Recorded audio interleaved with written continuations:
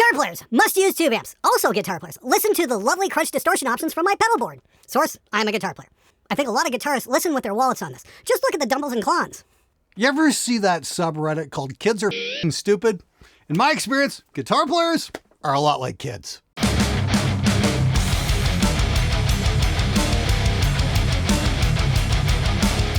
So today I woke up and said, screw it, I feel like doing a viewer's comments because we did that video last week with the orange solid state amp. This guy right here, the 100-watt dual baby, this thing sounds absolutely amazing. And we got an awful lot of interesting comments from a lot of guitar players who know way more about guitar sound than I ever possibly could.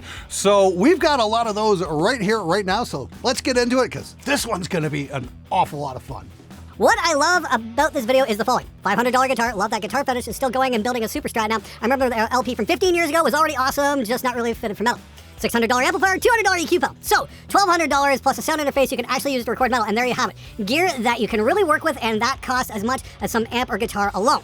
Teenage years me would love to have access to this kind of gear that easily brand new, mind you, instead of having to spend weeks looking at the used market and trying to find hidden gems by reading pages and pages of forums, not arguing with my parents about why there is a real need to drive so far to test and or buy gear.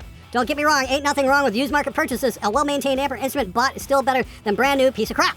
Dude, thanks so much for writing in. I think you hit the nail on the head. There's nothing wrong with buying expensive gear. The fact is we can get some truly spectacular results by not spending a lot of money. This is $599 brand new. What was this, like $325, $350, something like this? This guitar is just simply spectacular. I'm having an awful lot of fun playing this. And what's really cool is you can get sounds like this.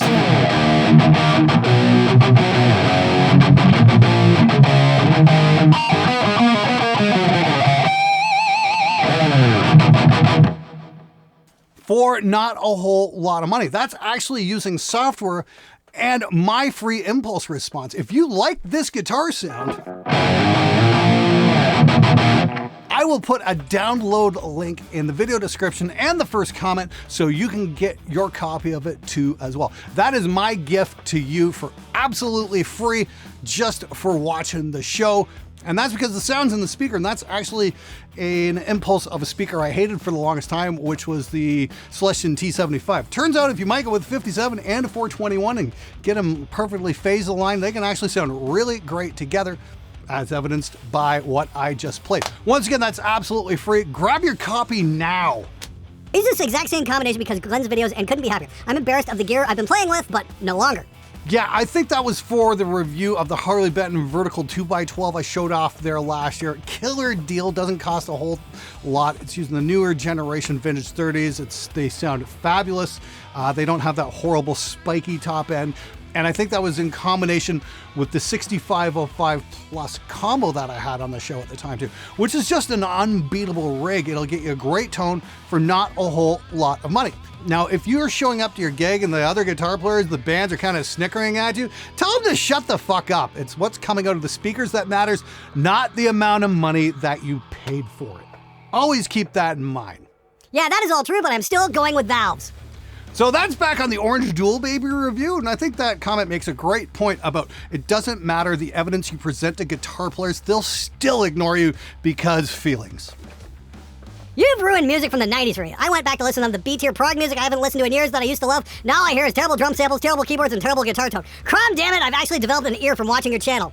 Or it could be maybe some of those bands just weren't really good at writing songs worth listening to.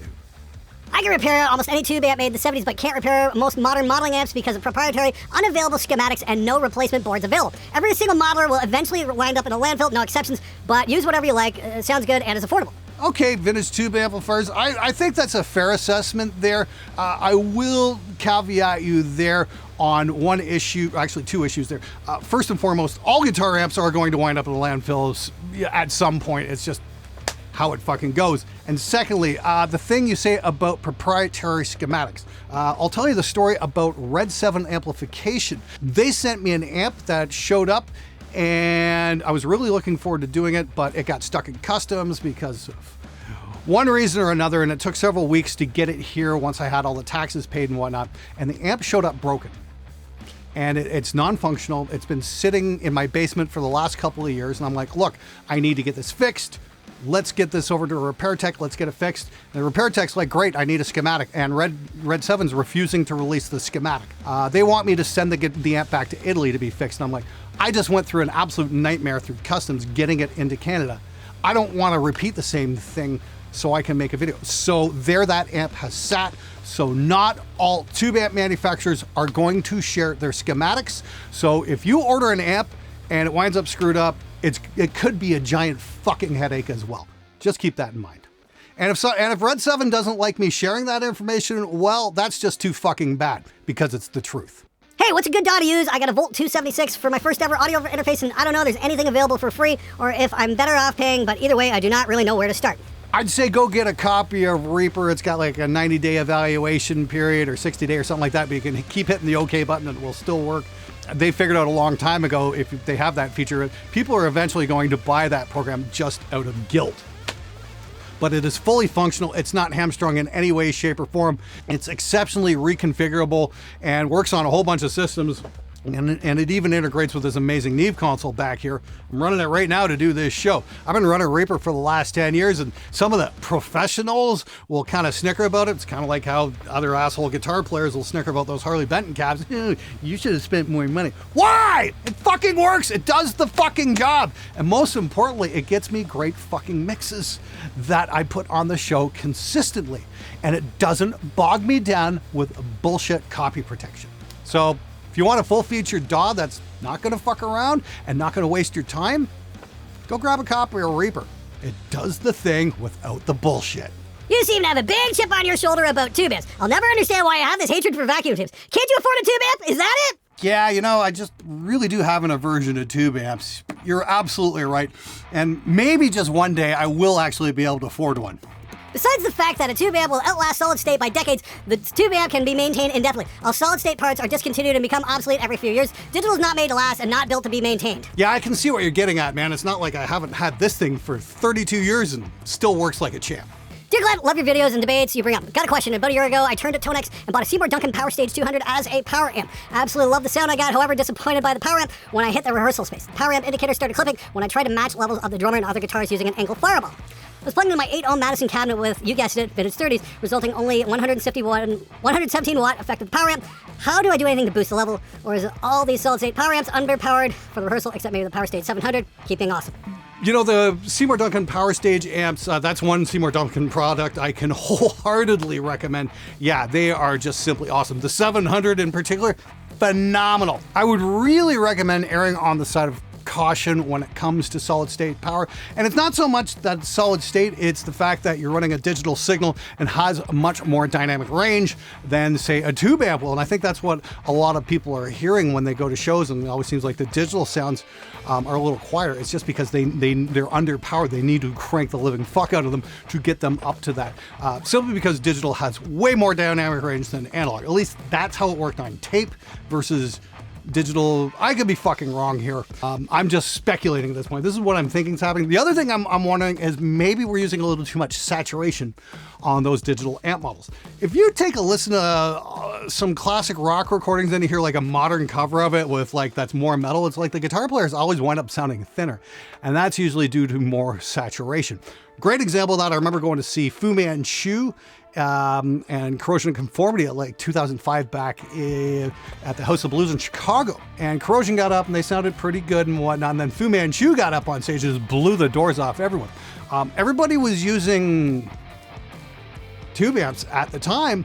I think Corrosion was using some Mesas, I could be wrong, but Fu Manchu got up with a couple of plexis and some fuzz faces and it just sounded huge. So I'm thinking the reason being is that there was less saturated distortion with Fu Manchu, and that's why they sounded bigger. So this could be coming back to the tubes versus modeling. Maybe the modeling just has a bit too much saturation. Try that, back off your saturation and see if that helps you out at all with your volume problems. Because if you ever notice, you go from a highly saturated distortion tone to a clean tone, the clean one's always louder. Keep that in mind.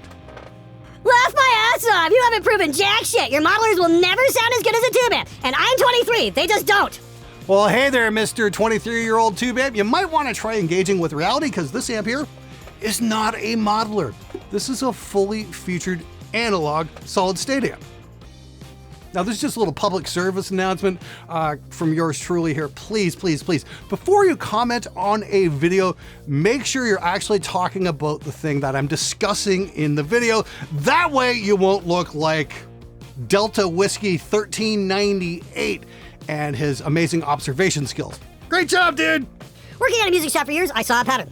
The only solid-state amps that sounded impressive were loaded with quality speakers. The tube amps that sounded poor were loaded with crappy, unlabeled speakers. Yeah, it's almost like I've been saying the key to a great guitar sound isn't actually the amp itself, it's the speaker. Thing is, I say that, the online guitar community absolutely loses their fucking minds. Like, how dare you bring facts into this? What's wrong with Steve Miller? Do me a favor, be force-fed the same 6 Steve Miller songs every single day for 27 years. And then get back to me about your feelings on Steve Miller, because that's exactly what happened to me.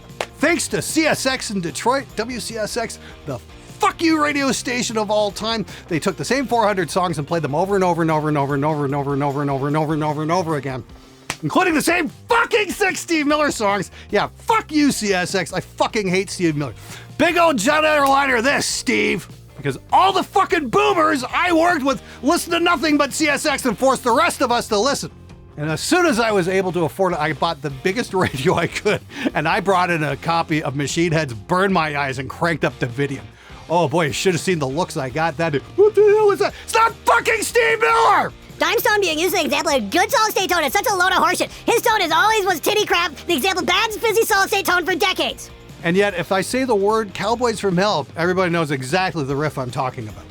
I love tube amps, but Dimestone is the best. Yeah, I'm kind of from the camp of enjoying Dime's tone as well. It was unique, it was fun, it was different, and it was much sorely needed.